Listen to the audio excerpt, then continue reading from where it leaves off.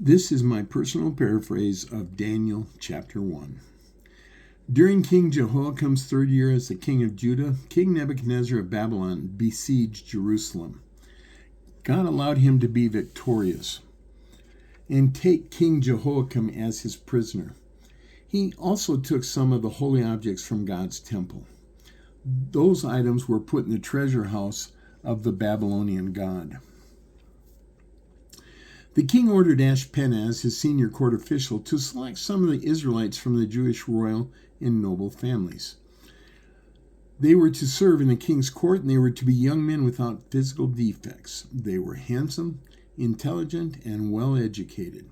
Ashpenaz was to teach them the language and the history of the Babylonians. The king provided their food and wine from his own table. They were to receive 3 years of training before serving the king. Among the selected young men from the tribe of Judah were Daniel, Hananiah, Mishael, and Azariah. Ashpenaz gave the young men Babylonian names. Daniel was named Belteshazzar, and Hananiah was named Shadrach. Mishael was named Meshach, and Azariah was named Abednego. Daniel refused to eat the food from the king's table because it was not acceptable to his God. He asked Ashpenaz for permission to remain pure. God made Ashpenaz willing to grant Daniel his request, but he told Daniel, "I fear my king who has given this order. If he sees you looking weak compared to other young men, he may very well have me beheaded because of you." Daniel made a request to Melzar, the man Ashpenaz had put in charge of Daniel, Hananiah, Mishael, and Azariah. "Give us a 10-day test. We will eat nothing but vegetables and drink nothing but water. After the 10 days, compare us to the other young men who eat the king's food, then treat us based on our appearance." The guard agreed and tested them for 10 days. After 10 days, the 4 young men looked healthier than any of the young men who ate the king's food, so the guard allowed them to eat vegetables and drink water instead of the king's food. God gave these 4 young men more knowledge and understanding of everything they studied. Daniel was also given the ability to interpret visions and dreams. When the 3 years of training the king had designated were completed, Ashpenaz brought all of them to King Nebuchadnezzar. He talked with all of them, and the king found Daniel, Hananiah, Mishael, and Azariah more impressive than any of the other young men. He even found them 10 times better than all of his magicians and wizards. Daniel remained in the royal court until the first year of the Persian king Cyrus' reign. Chapter 2. During the second year of King Nebuchadnezzar's reign, the king had a dream that disturbed him so much that he could not sleep. He summoned all of his magicians, wizards, sorcerers, and astrologers, and he demanded that they tell him what he had dreamed. He told him his dream was very troubling, and he wanted to know what his dream meant. His wise men answered the king in Aramaic, "May our king live forever. Tell us about your dream, and we will tell you what it means." The king responded, "This is how I want things to happen. If you do not tell me what my dream was and what it means, I will have you cut into pieces, and I will have your houses torn down. However, if you tell me about my dream and what it means, I will give you great gifts and honors. So tell me what my dream was and what it means." The wise men tried again. "O king, please tell us the dream, and we will tell you what it means." The king told them, "You are just stalling because you know I will do exactly as I've said. If you do not tell me what I dreamed, you know what is going to happen, and it will not be good for you. Stop stalling and tell me what I dreamed. Then I will know that you can tell me what it means." The wise men told the king, "No one on earth can do what you have asked us to do.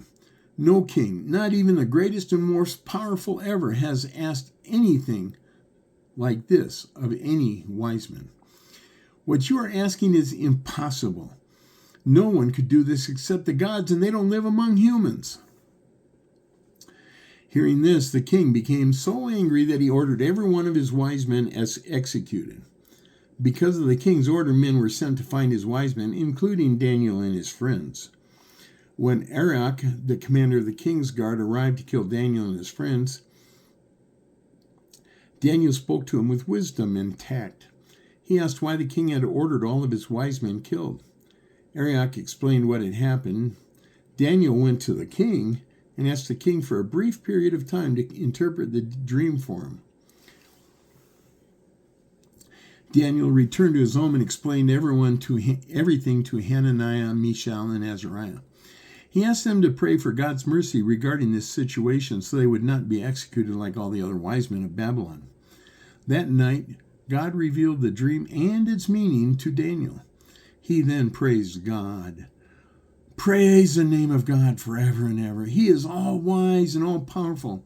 He controls time and the seasons. He can remove kings and he can elevate kings. He gives more wisdom to those who are wise. He gives knowledge to those who understand. He reveals things no one knows, and he knows what is hidden. Light lives in him. I thank and praise you, God of my ancestors. You have given me wisdom and strength. You have told me what we asked you about. You have revealed the king's dream. Daniel went to Arioch, whom the king had told to execute the wise men of Babylon, and said, Don't execute the wise men of Babylon. Take me to the king. I will tell him what his dream means. Arioch immediately took Daniel to the king and said to the king, I have found one of the captives from Judah who can tell the king what his dream means.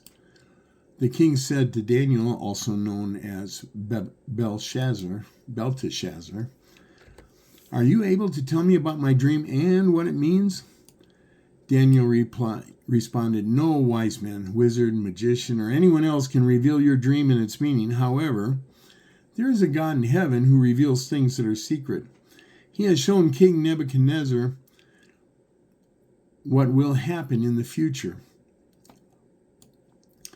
Your dream and the visions that entered your mind while you were laying on the bed are this. As you were sleeping, your dream told you what was going to happen.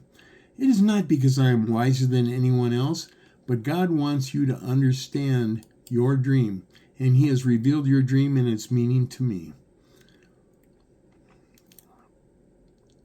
Your Majesty saw a large statue, an enormous and spectacular statue that was awesome looking.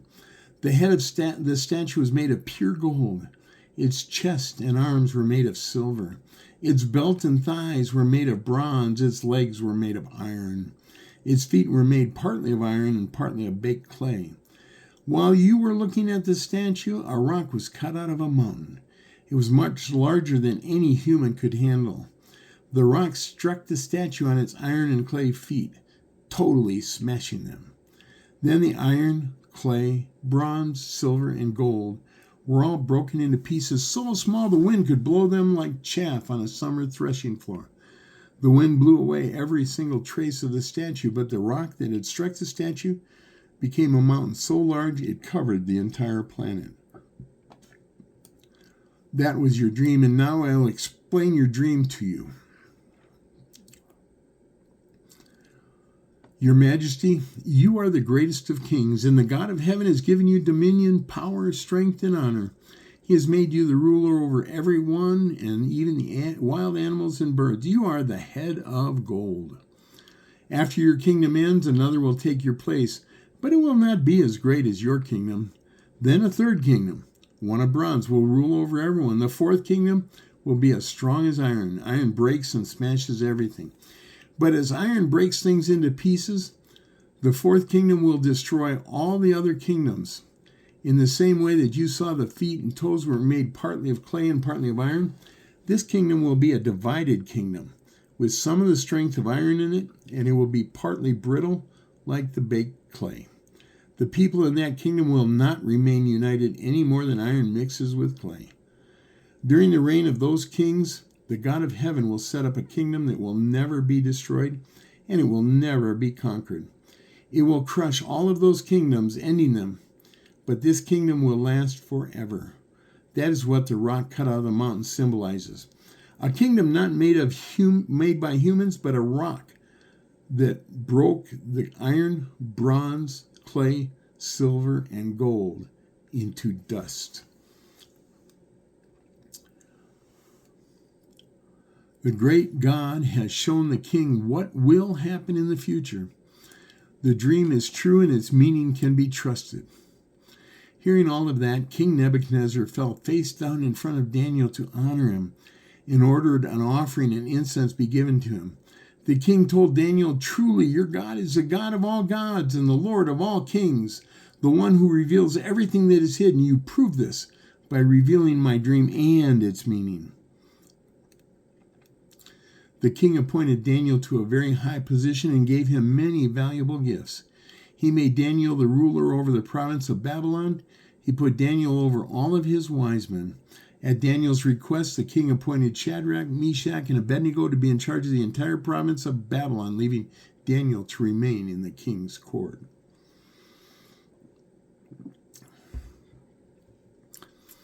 Chapter 3.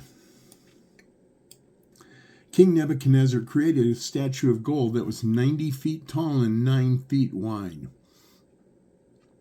He set it up on the Dura plain north of Babylon. Then he had all of the governors, officials, treasurers, judges, advisors, and every other official come for the dedication of the statue he had created.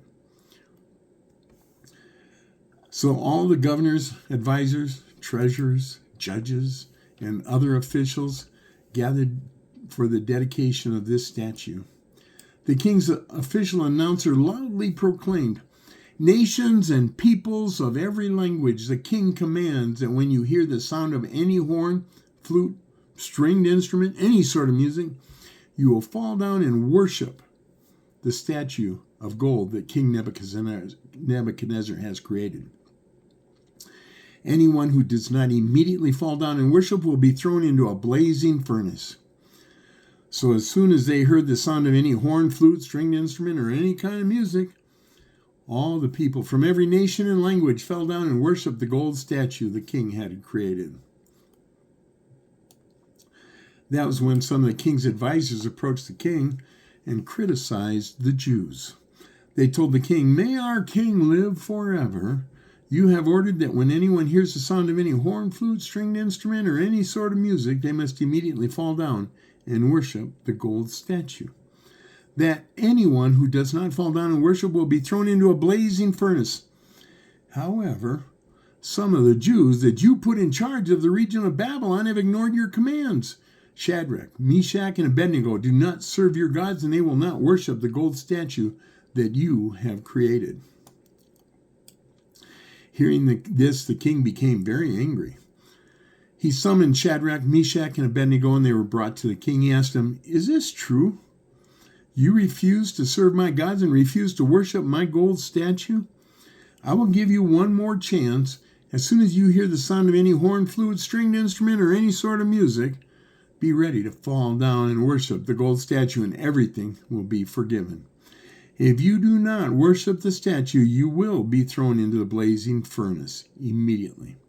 You will learn that no God can rescue you from my commands." Shadrach, Meshach, and Abednego replied to the king, "O King Nebuchadnezzar, we have no need to defend ourselves to you regarding this matter. If we are thrown into the blazing furnace, the God we serve is able to deliver us from the blazing furnace, and he is able to deliver us from your majesty's control. However, even if our God chooses not to deliver us, we want you to know, O king, we will not serve your gods or worship your gold statue." Nebuchadnezzar became furious with Shadrach, Meshach, and Abednego. His attitude immediately changed, and he ordered the furnace to be made 7 times hotter than normal. He also commanded some of his strongest soldiers to tie up Shadrach, Meshach, and Abednego and throw them into the furnace. So the 3 Jews, wearing robes, trousers, turbans, and other clothes, were tied up and thrown into the blazing furnace. The king's command was for immediate action, and the furnace was so hot, the flames coming out of the furnace killed the soldiers carrying Shadrach, Meshach, and Abednego. The 3 Jews, still tied up, fell into the blazing furnace. King Nebuchadnezzar leaped to his feet, astonished. He asked his advisors, Didn't we tie up 3 men and throw them into the furnace? They replied, Of course, O king. The king said, Look in the furnace. I see 4 men walking around in the fire, not tied and not harmed. The 4th man looks like a son of the gods. Nebuchadnezzar approached the open door of the blazing furnace and shouted out, Shadrach, Meshach, Abednego, servants of the greatest God, come out of there. Come here. Shadrach, Meshach, and Abednego came out of the furnace, and all of the governors, officials, and advisors crowded around them. It was obvious that the furnace had not harmed their bodies. Even the hair on their heads wasn't singed, and their robes were not scorched. They did not even smell like a fire. Nebuchadnezzar proclaimed, Praise the God of Shadrach, Meshach, and Abednego. He sent an angel and rescued his servants. They trusted their God and defied your king's command. They were willing to die instead of serving or worshiping any god except their own God.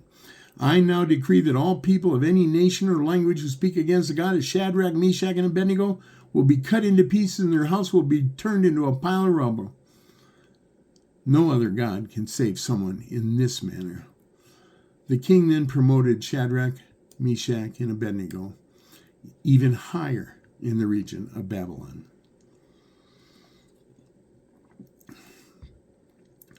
Daniel 4. King Nebuchadnezzar, to every nation and people of every language from all of the earth, may you all prosper greatly. It is my pleasure to tell you about all the miracles and wonders the Most High God has done for me. His miracles are great and his wonders are mighty. His kingdom is an eternal kingdom. He rules from one generation to another. I, Nebuchadnezzar, was in my palace, happy and prosperous when I had a frightful dream. As I lay in bed with images and visions that went through my mind, I called for all my wise men to interpret my dream. When all the magicians, wizards, astrologers, and even fortune tellers came, I told them about my dream, but none of them could interpret it.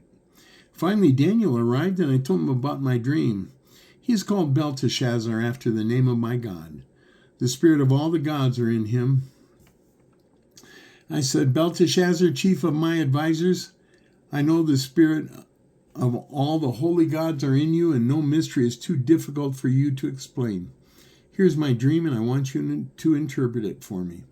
I had visions while lying in bed, and I saw a tree in the middle of the land, and it was enormously tall. The tree grew large and strong. Its top reached the sky, and it was visible from every place on earth. Its leaves were beautiful, and it had a great deal of fruit, enough for everyone.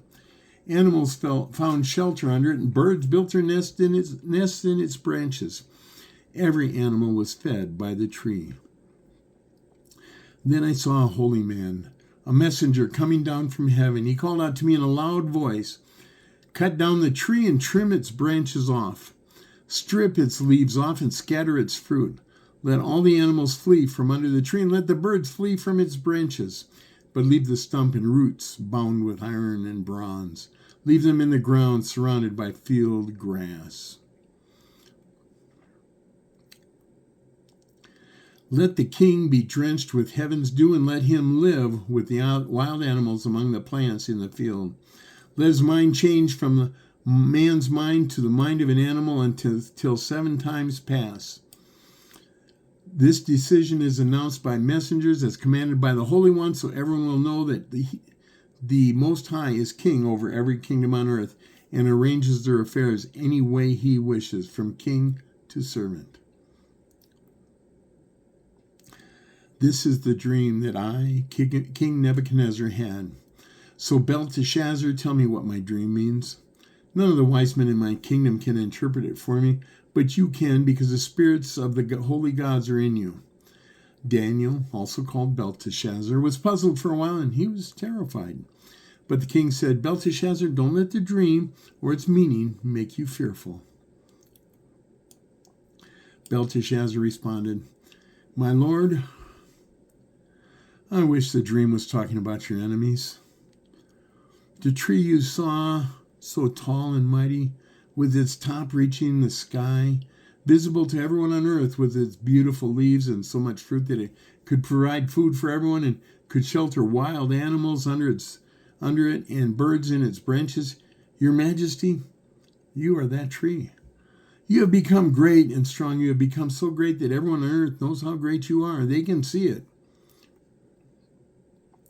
Your Majesty saw a holy messenger coming from heaven, and he said, cut down the tree and destroy it. But leave the stump and roots bound with iron and bronze. Leave them in the ground surrounded by field grass. Let the king be drenched with heaven's dew, and let him live with the wild animals until 7 times pass. This is the interpretation, Your Majesty, and this is what the Most High has declared will happen against my lord the king. You will be driven away from people and will live with wild animals, eating grass like an ox, and you will be drenched with heaven's dew. 7 times will pass for you until you finally acknowledge the Most High is the ruler over every kingdom on earth and that his desires can control anyone. The command to leave the stump and roots of the tree means that your kingdom will be restored to you when you acknowledge that heaven rules. Your Majesty, please accept my advice and renounce your sins by doing what is right. Renounce the wicked way you treat people you have conquered. Only then will your prosperity have a possibility of continuing. All of this happened to King Nebuchadnezzar when, 12 months later, as the king was walking on the roof of his palace in Babylon, and he said, this is the great Babylon which I have built as my royal home, built by my mighty power for my own glory. As soon as the king had said that, a voice came from heaven. That is why I announced your future, King Nebuchadnezzar. Your royal position has now been taken from you. You will be driven away from people and will live with wild animals, eating grass like an ox. 7 times will pass before you acknowledge the Most High is ruler over every kingdom on earth and that his desires control everyone.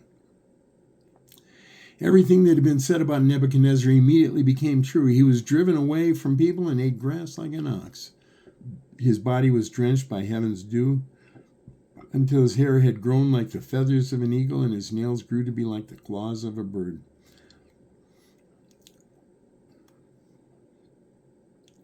Finally, at the end of that time, I, Nebuchadnezzar, looked to heaven and my sanity was restored. I praised the Most High and I honored and glorified the one who lives forever. His kingdom is an eternal kingdom. His kingdom continues through every generation. Everyone on earth are nothing compared to him. He does what he wants with the power of heaven and with the people on earth. No one can stop him or accuse him with, what did you do? That was when my sanity returned, when my honor and glory were returned to me for the glory of my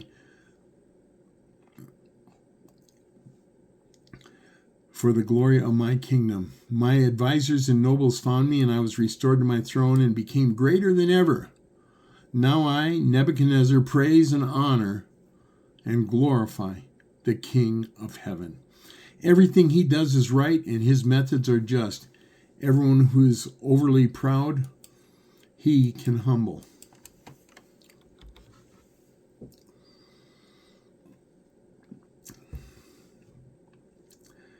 Daniel 5. King Belshazzar had held a magnificent banquet for 1,000 of his nobles. While he was drinking wine with them, he ordered that their wine be served in the gold and silver goblets that his grandfather had taken from the temple in Jerusalem.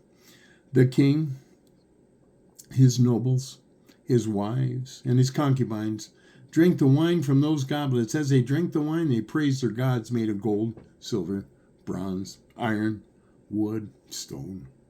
All of a sudden, they saw fingers of a human hand appear, and they wrote on the plaster wall near the lampstand in the king's palace.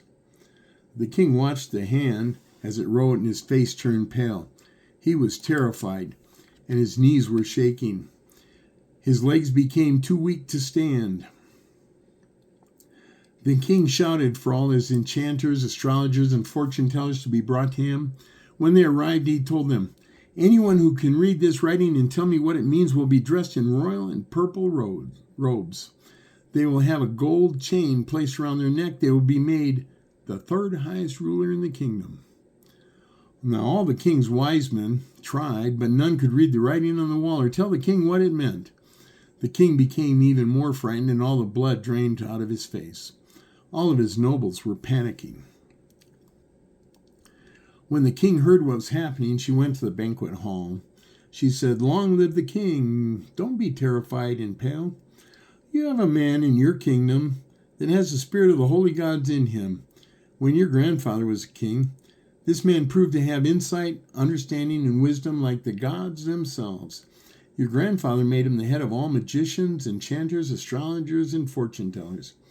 He did that because Daniel, whom he called Belteshazzar, had exceptional abilities in terms of interpreting dreams, riddles, and difficult problems. Call for Daniel, and he will tell you what the writing means." The king had Daniel brought to him, and he asked him, "Are you, Daniel, one of the exiles my grandfather brought from Judah? I am told you have the spirit of the gods in you, and that you are able to use your insight, understanding, and wisdom to interpret dreams, riddles, and difficult problems. None of my wise men could read this writing on the wall or tell me what it means.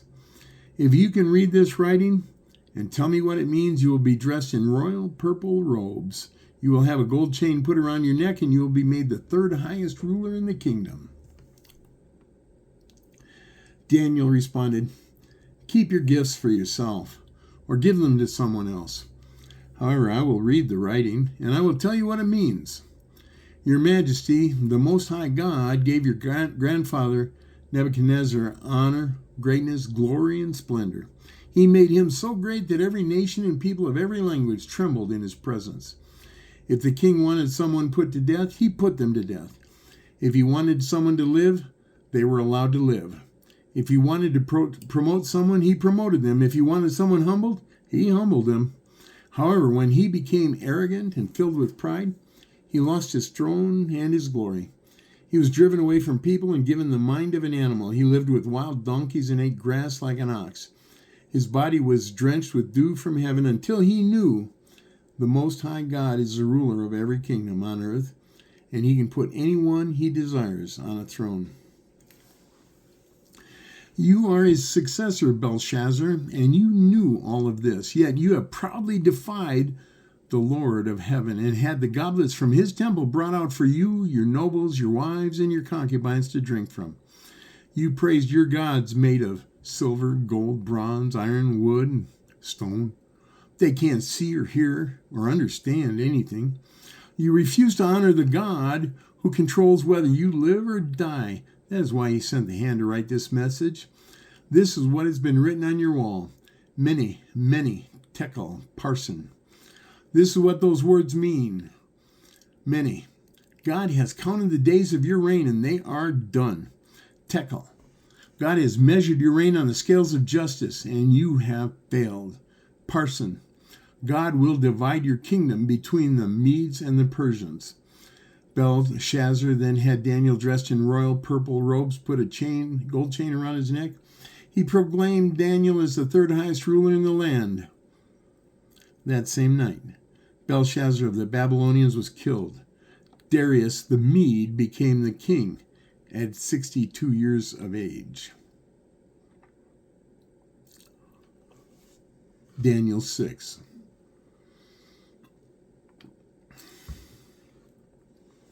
King Darius the Mede reorganized his kingdom into 120 provinces, each with a provincial governor. Daniel and 2 others were placed over the 120 provincial governors. These 3 senior governors were responsible for protecting the king's interests. It didn't take long for the king to realize that Daniel was an exceptional governor. So the king decided to place Daniel above all of his kingdom.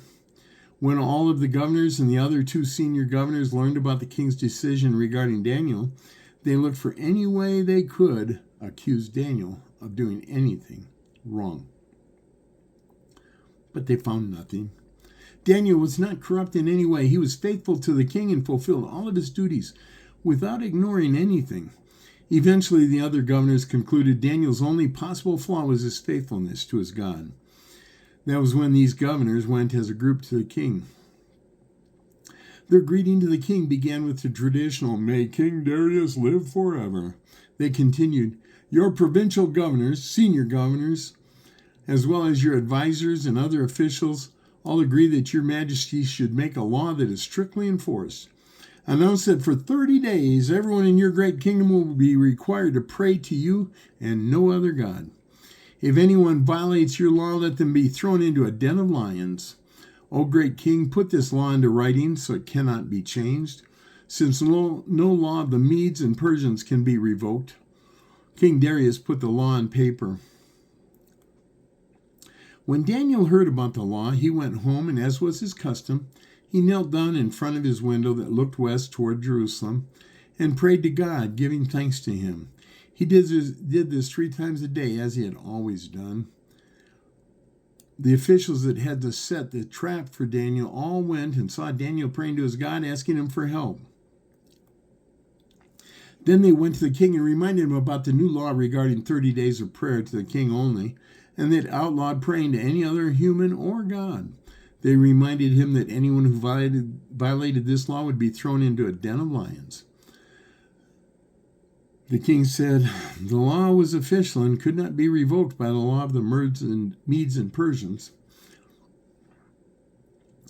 After the king said that, the officials told the king that Daniel, one of the captives from Judah, was ignoring the king's law and that he was praying to his God 3 times a day.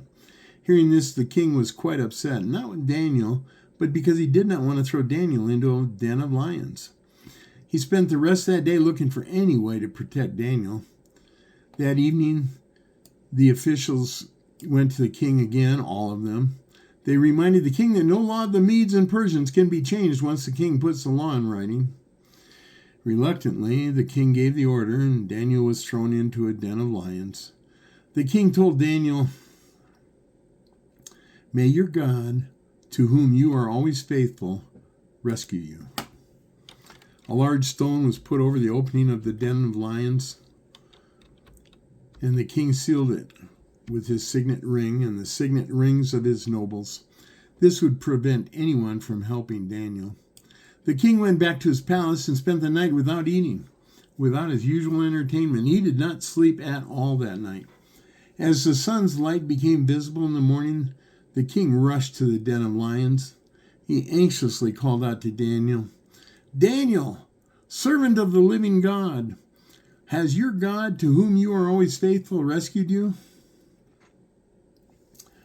Daniel responded, "May the king live forever. My God sent his angel to close the mouths of the lions. They have not harmed me in any way.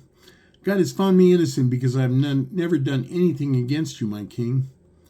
Hearing Daniel's response, the king was extremely happy and gave orders to lift Daniel out of the den of lions. It was immediately apparent that Daniel didn't even have a scratch because he trusted in his God. That was when the king commanded that all of the men who had conspired against Daniel be thrown into the den of lions, including their wives and children. As they were being lowered into the den of lions, the lions tore them apart before they even touched the floor. King Darius then sent a message to every nation, to everyone regardless of the language they spoke. His message was peace and prosperity to all. I command to everyone in every part of my kingdom that Daniel's God must be respected and reverenced. He is the true living God, and he will live forever. His kingdom will never be conquered. He will rule forever. He rescues and saves his people. He performs miracles in the heavens and on earth. He has rescued Daniel from the lion's den. From that day, through the entire reign of Darius and Cyrus, Daniel was well treated.